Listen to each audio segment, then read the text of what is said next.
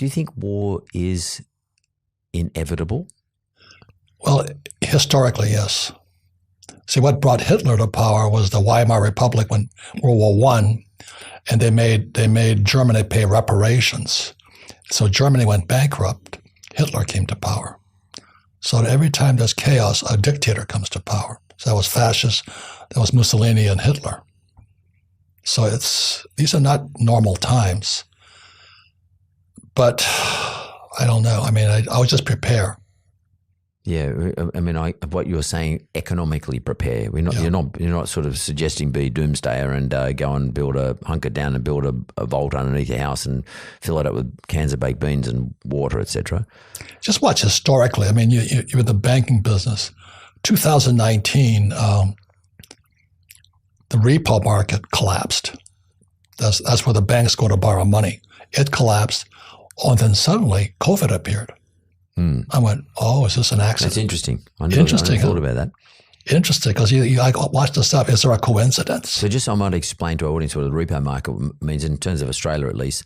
It means if I'm a bank and I've got mortgage assets, I normally can go and if I got I'm lending, if I got a pool of mortgages, which are my assets, and I've got liabilities where I've borrowed money from depositors on the other side if I'm a bank. Repo means that I can go to the government will buy my mortgages off me for the face value of the mortgage. So if I lend Robert $100,000 and there's 10,000 of Roberts in my pool and I need some cash to lend more money to more Roberts, but I'm running out of cash because I'm a bank and because I'm not receiving the deposits, then I can go to the government and the government runs a repo program where they will take my mortgages off me. In your case, they put them in Fannie Mae, Freddie Mac. In the US, in Australia, we don't have that system, but they'll still buy them off us and they'll give us cash for it as the bank, and then we'll go and lend some more money. And the repo market, you're saying, in 2019, prior to COVID, went down. Collapsed. Well, it didn't collapse, but yes, went down. It wasn't as much liquidity in the system to liquidity being money available for the banking system. Correct. Because what you just said to me is really interesting, because when COVID hit in our country, March, within 4 months, our central bank here cut a check of $190 billion to our banking system.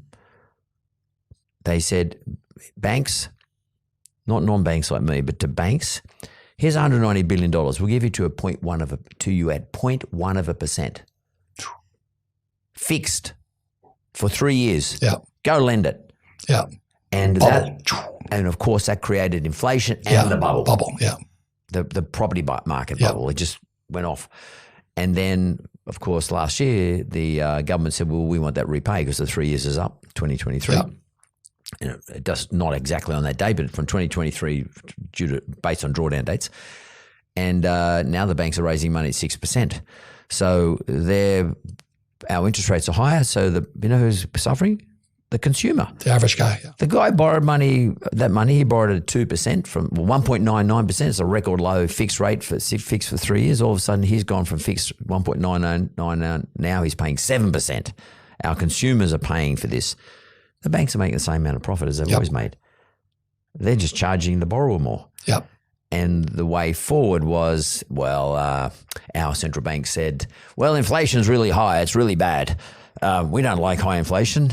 So, and you consumers, you caused it. You caused high inflation. So we're going to put interest rates up. Yep. And the bank said, we're not responsible. The Reserve Bank, the central banks put the interest rate. We just put the interest rate up as they go along. And now the consumer's bearing the risk of this. You know, it's really interesting. I remember Milton Friedman. Not many people, you would remember him, but not many people remember him. I remember watching him in the 90s, and it's up on YouTube these days, Friedman. He says, consumers never create inflation. Governments do. Correct. They print money. They print money. And they make it available for the liquidity for the of rich. The system. Yeah. And the only people who make money out of that is the rich people at the end of the day. And then if you get in trouble, they bail out the rich. Yeah. And the Aussie bloke gets penalized. Well, the rich people bail themselves out by influencing the government to do the bailout. So that is the premise of your book, though. Yes. I think what you're sort of saying is be like the rich guys. Yeah. Think like my rich dad, not my poor dad. Yeah, think like the rich guy, the rich dad. Yeah. Like learn from the rich dad. And I think what you're sort of saying here, and it's quite compelling, but you're saying there's no point fighting against the machine. I mean, you can storm the White House or whatever you want to do, but that's not going to do anything at the end of the day. The system will close you down. Yeah. Just like it might close Donald Trump down or make it really difficult for him. I mean, God bless the guy. Like, he's so tough. I mean, I wouldn't be able to handle that. I would have gone, I'm out. I would have hung my gloves up. Yeah.